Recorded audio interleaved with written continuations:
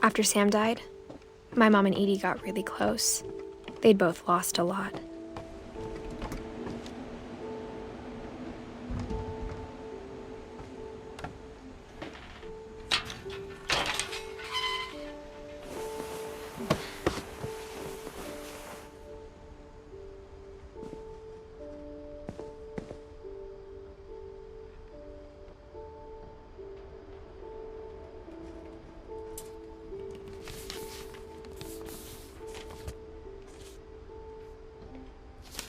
Dear Kay, do you remember the way Gregory used to laugh when he thought he was alone? Like something funny was happening, but only he could see it.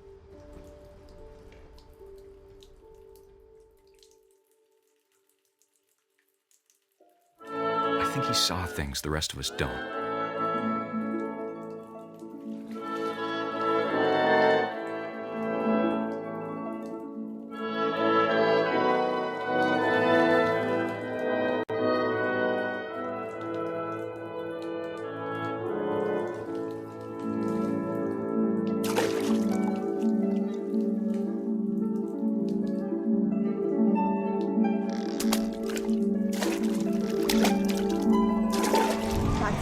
Gregory, it's time to... Hold on, sweetie. Hello? Sam, I told you I don't want to talk right now. I wonder what he saw.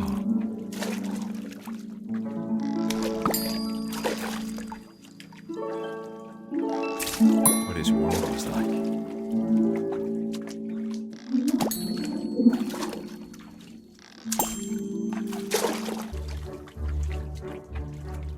He reminded me so much of Calvin.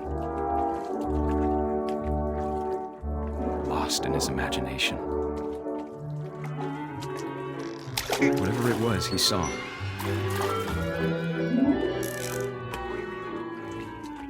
It sure made him happy.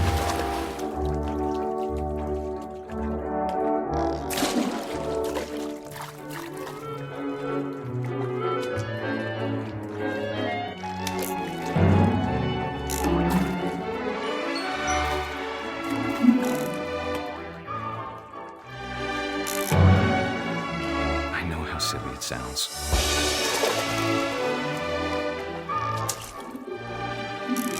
But I worried about a baby being too happy. But I could feel him slipping away. Sorry about that, Gregory. I know you did everything you could. Maybe if I hadn't called that night. Damn it. Hold on, I don't want Gregory to hear this. I wish he could have told us about the world he saw.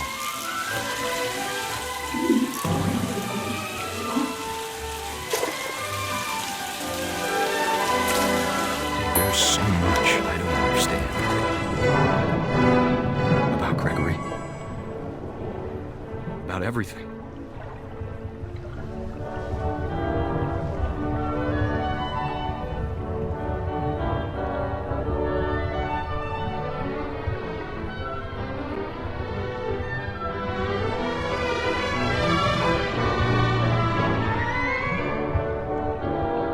But I know what happened wasn't your fault.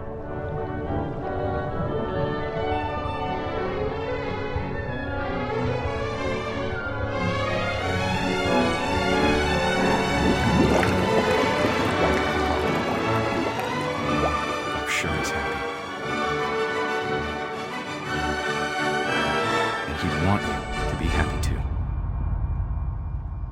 Good luck, Kay. Love, Sam.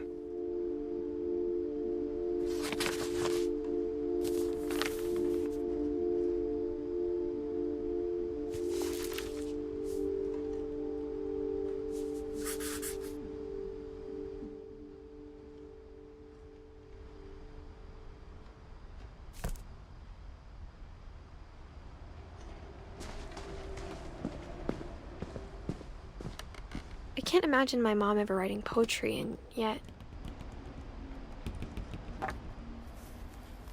A poem for Gus, who always said the wedding was a bad idea.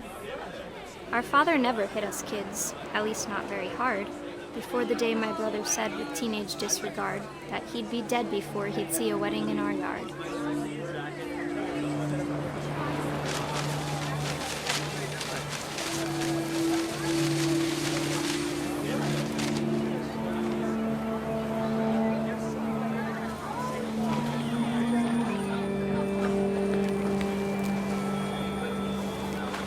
My father made him come, of course, but Gus stood far apart, just flew his kite and bottled up the storm inside his heart.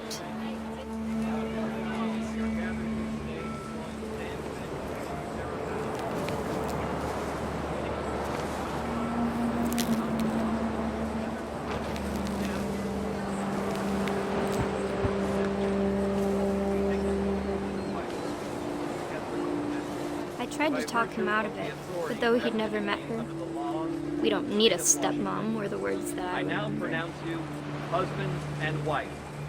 You may kiss the bride.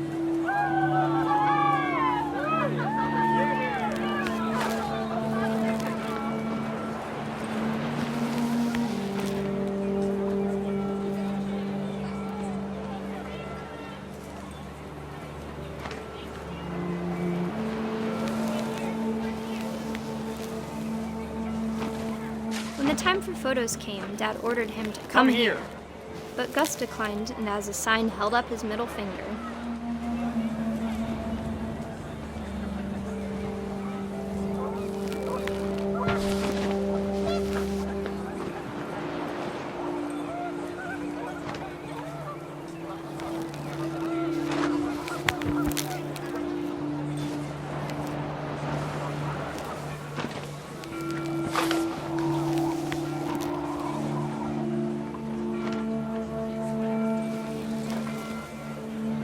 The wind picked up, and panicked geese appeared and quickly went. But all the humans did that day was go inside the tent.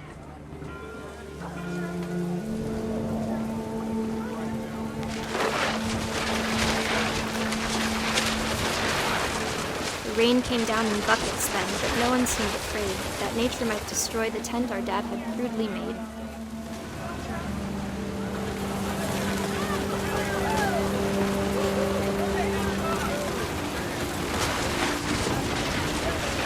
The thunder sounded much too close and full of angry power. But all my father said to this was, "Make the music louder."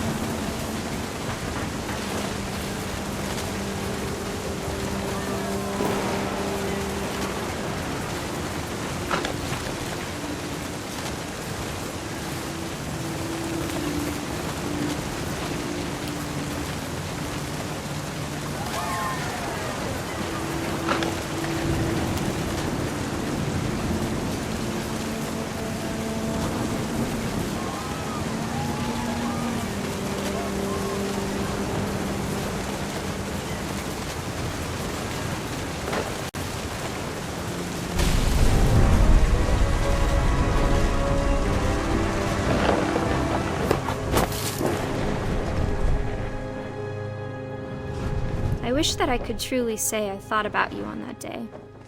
Out there on the beach alone, just you, the wind, the sea and foam. But I didn't, until we found you.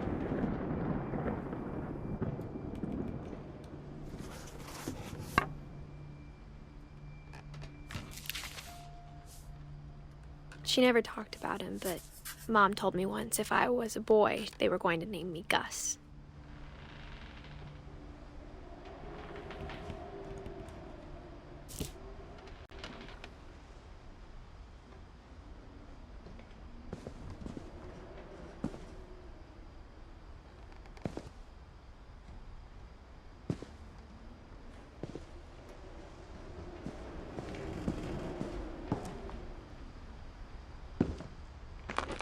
My mom moved up to the loft after her brothers died. At the time, it was as far away as she could get.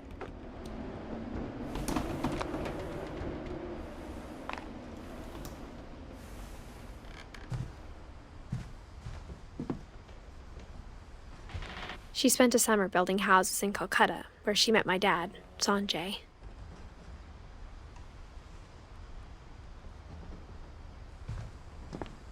Religion was another thing my mom never talked about, but I think it helped her a lot after her dad died.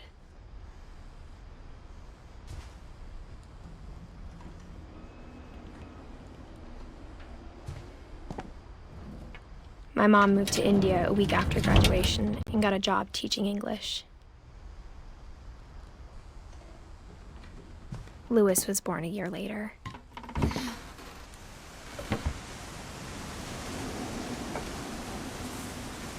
When my dad died, I don't think Mom knew where else to go.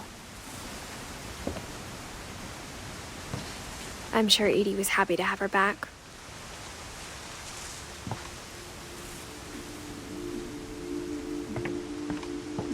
The house had to get a little bigger, but Edie was used to that.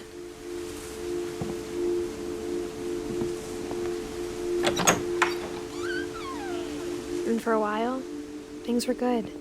Almost normal.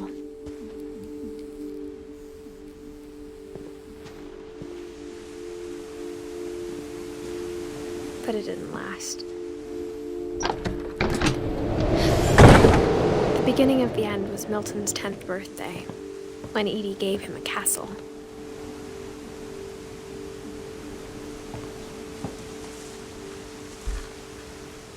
After Milton disappeared, the only thing he left behind was a room full of paintings.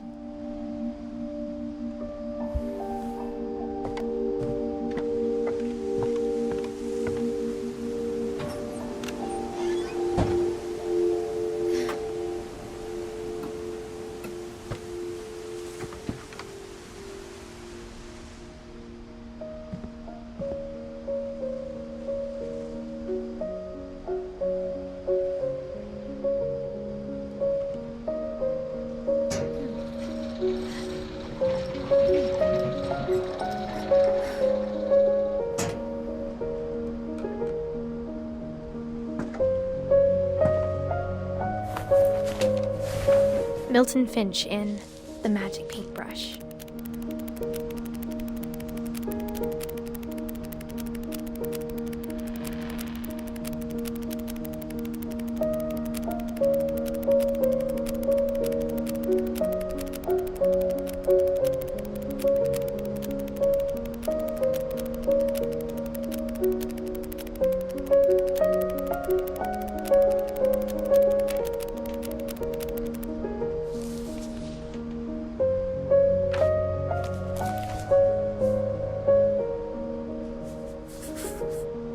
I was 4 when Milton disappeared.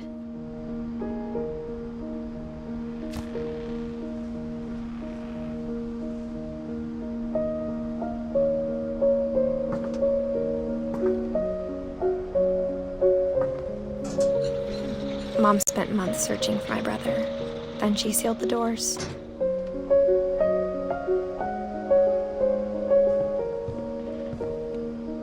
Whatever Milton had found in the house, Mom didn't want it getting out.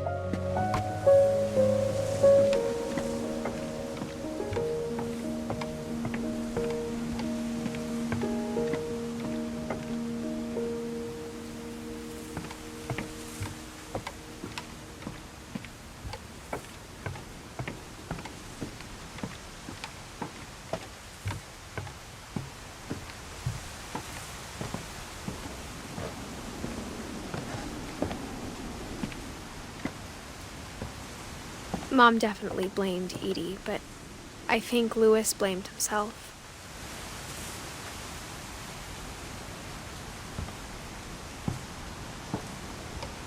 After he graduated, he just spent more and more time in his room, until Mom got him a job at the cannery.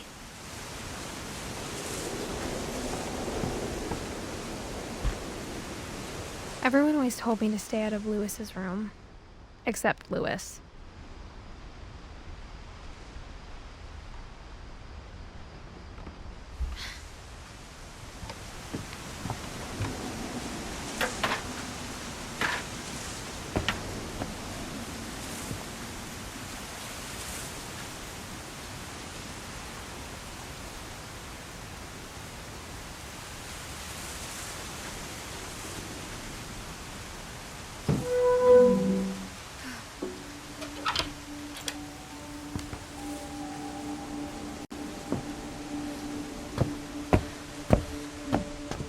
Lewis's room smelled very, very familiar.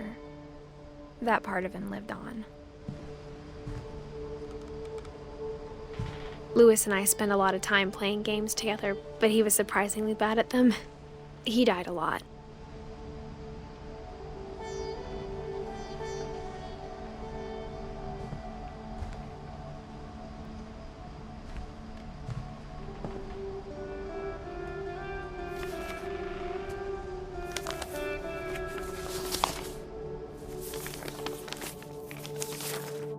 Dear Mrs. Finch, as Lewis's psychiatrist, I can understand your desire for an explanation. As I see it, the trouble began in January, shortly after we convinced your son to seek treatment for substance abuse. Newly sober, I believe Lewis first noticed the monotony of his daily life.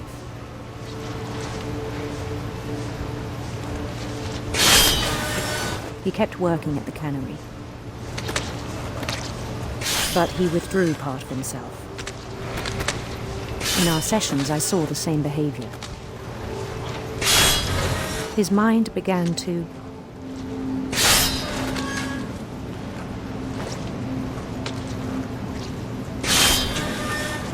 wander. I asked him to describe it. He said he started small, imagining a labyrinth. He'd feel his way about. Then something moved. Bats and toads.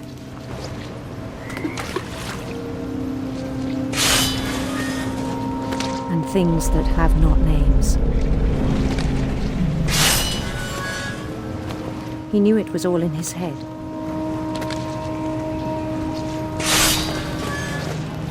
But he took it very seriously.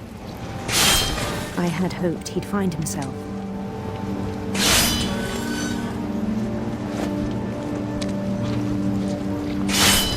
But he found something more.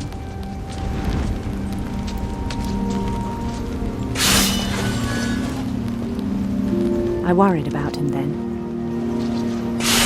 Daydreaming at the cannery. I spoke with his boss. But he said Lewis had become a model employee. Methodical, tireless, focused. Like a whole new Lewis. So I let him go on.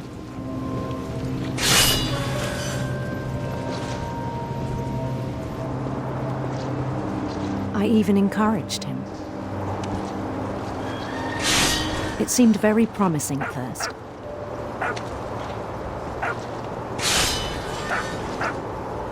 He told me he'd made a new friend.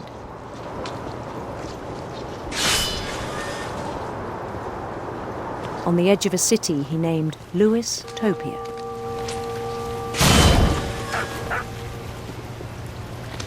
He built the city up slowly, brick by brick.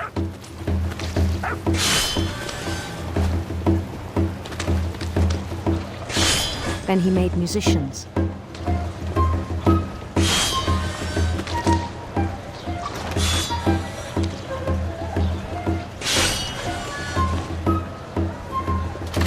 And songs for them to play.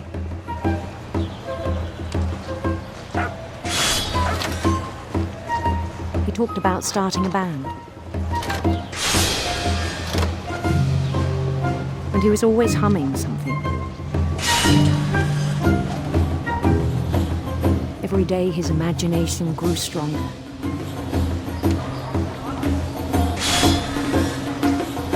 He no longer spoke at the cannery.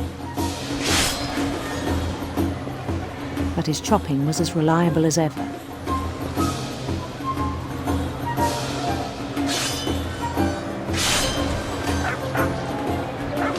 Then one day it struck him that all the cheering crowds, even the stones under his feet, were all in his imagination, so he could do whatever he wished.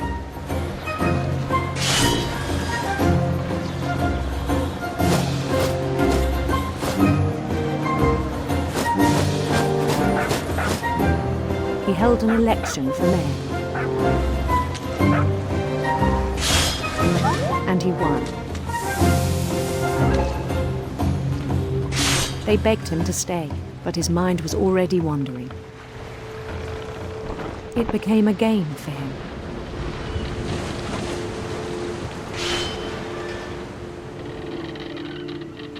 He'd conquer a city, then immediately push on.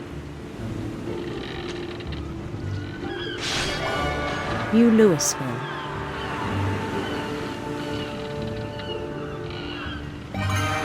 St. Louis. He started drifting away from our reality.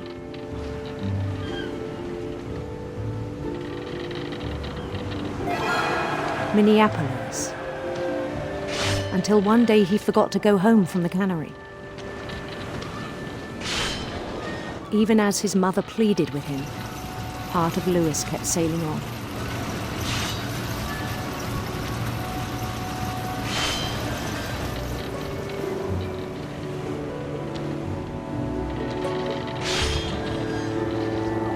In Louisburg, he heard rumors of a handsome queen.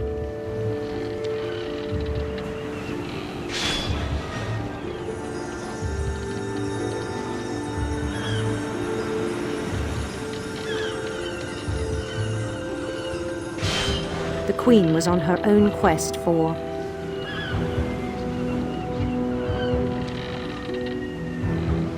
radiant rainbows.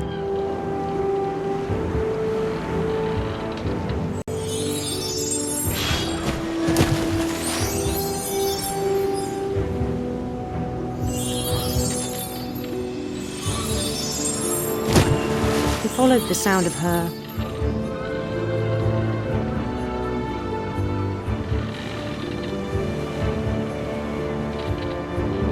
electric sitar.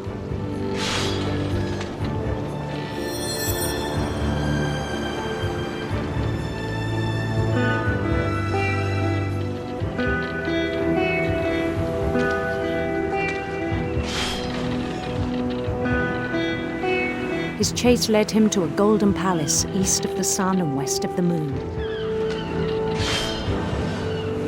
Even then, his logic remained sound.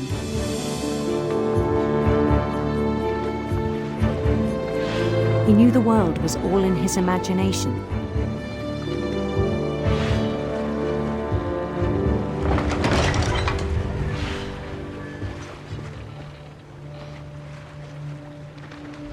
But he was so proud of having created it.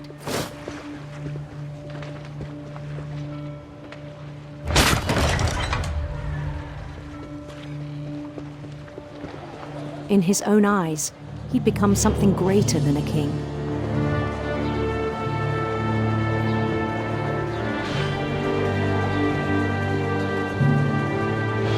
For someone who'd never known success in the real world, I think it was overwhelming. And then it struck him that the real Louis was not the one chopping salmon, but the one climbing the steps of a golden palace.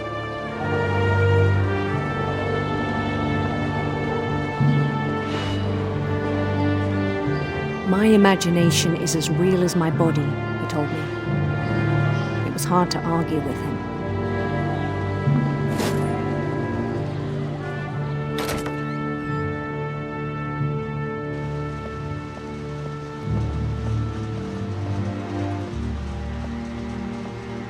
He began to forget the world we know.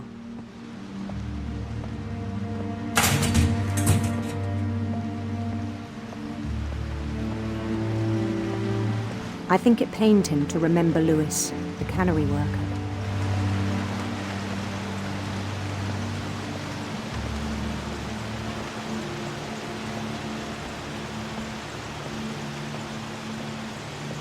He began to despise the man with a royal contempt.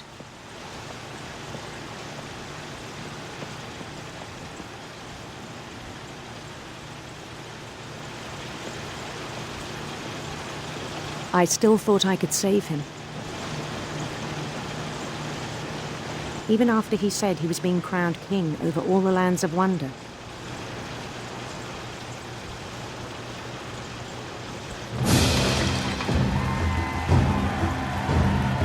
The palace would be packed with his companions.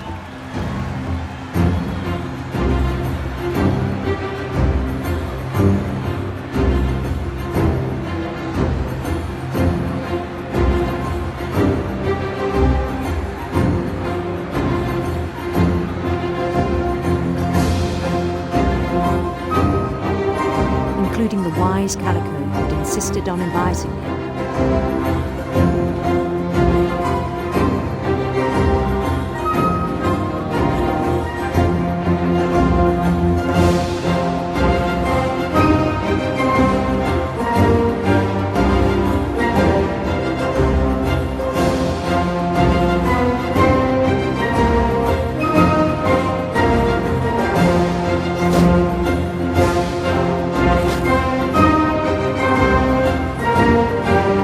Queen waited, holding his crown.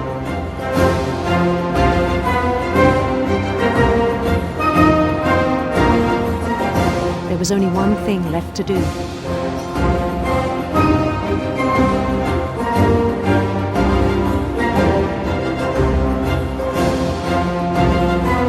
Bend down his head.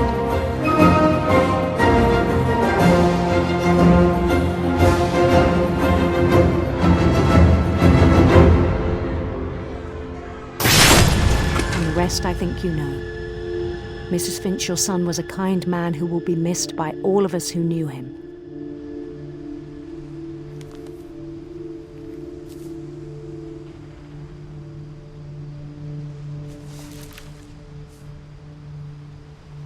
My brother was really cool.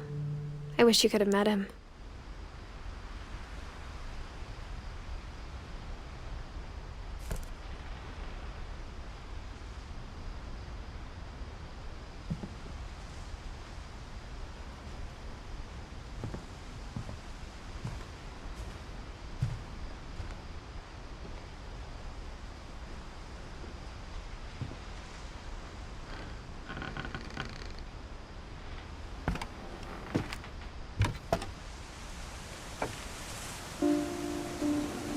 On the way back from Lewis's funeral, my mom told me to start packing.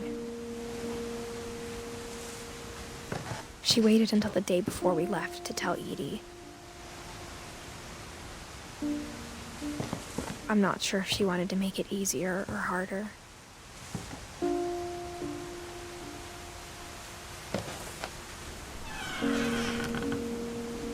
I wish we'd stayed.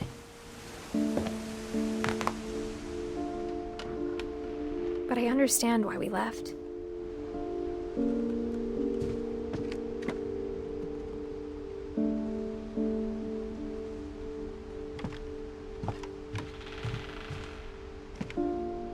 My mom ended up leaving everything behind.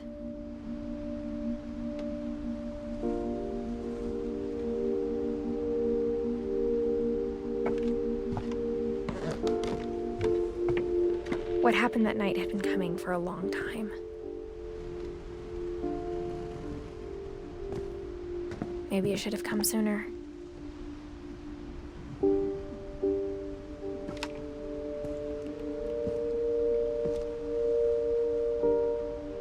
But it had to end one way or another. All that's left now is to tell you about that last night.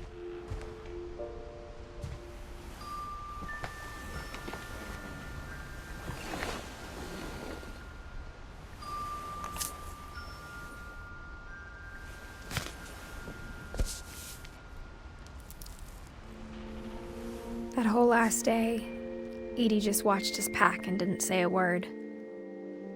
Until supper, when she raised her glass and said, "To our final night together, and all our final nights apart." Grandma, you know what I said about alcohol. Some of your medications are very Edith, specific. I left a present for you in the hallway. Why don't you go open it? The grown-ups have to argue now. I'm sorry, you're right. We're all leaving tomorrow. Let's just enjoy our last... I'm not leaving. Edith, you're excused.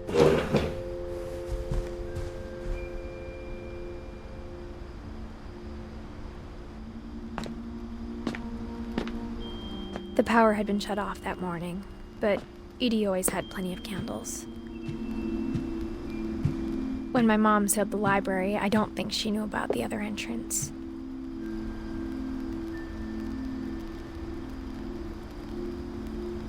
Or that Edie had a key to it.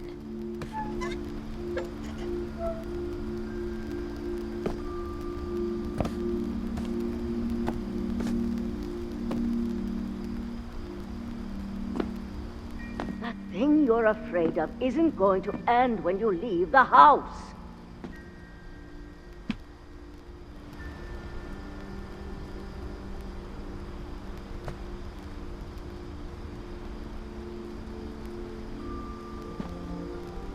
Edith has a right to know these stories.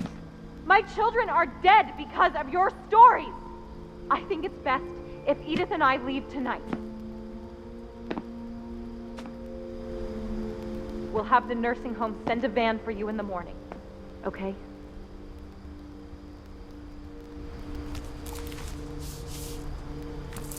Dear Edith, there's so many stories I wish I could tell you, but there's only time for one. This is about what happened on the night you were born. That night, the tide went way, way out.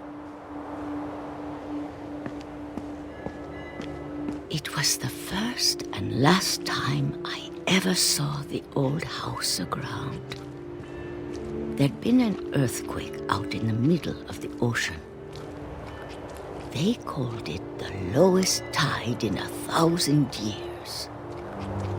God, it smelled awful. You know, I've seen that house every day of my life.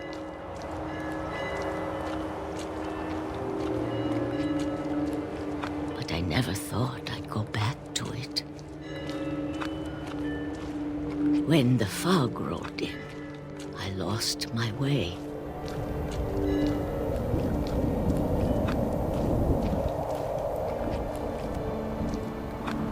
I got turned around.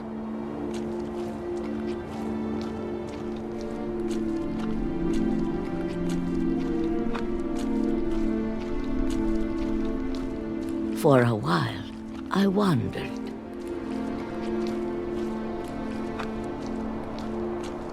I started seeing things.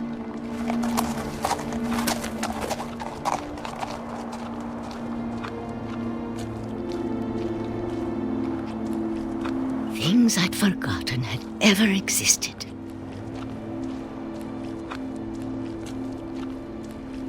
But when I saw them, they felt like old friends. That night, a lot of things came back to me.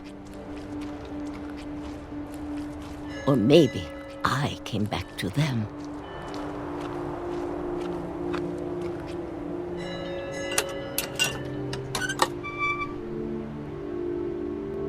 Things I can't explain, but that I need you to try and... Edith, what are you doing in here? It's mine! Edith! Mom, you're gonna rip it! Let go! I kicked and screamed, but Mom dragged me to the car.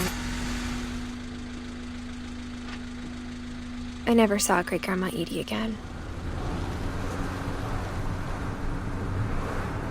The next morning, the van came to pick her up, but she was already gone. After that, we moved around a lot.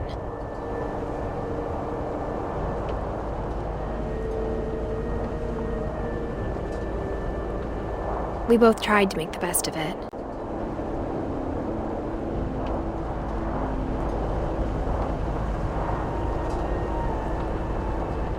A few years went by.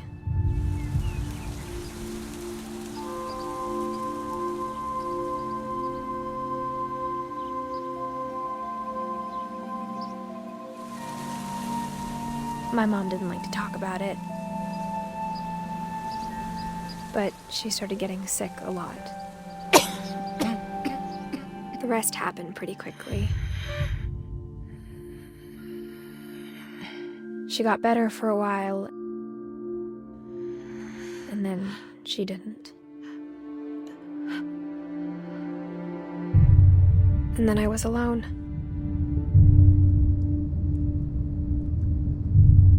the last Finch left alive.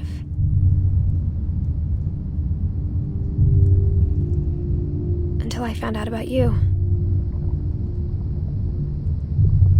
I'm still not sure what to tell you about all this. If we lived forever, maybe we'd have time to understand things.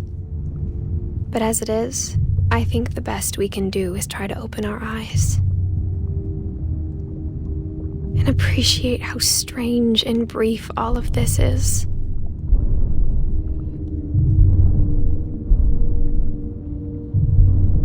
This journal was supposed to be for you. But now I hope you'll never see it. I just want to meet you and tell you all these stories myself. But I guess if you're reading this now, things didn't work out that way.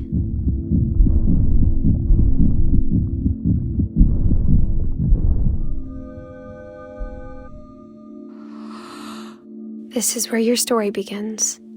I'm sorry I won't be there to see it. It's a lot to ask, but I don't want you to be sad that I'm gone. I want you to be amazed that any of us ever had a chance to be here at all. Good luck.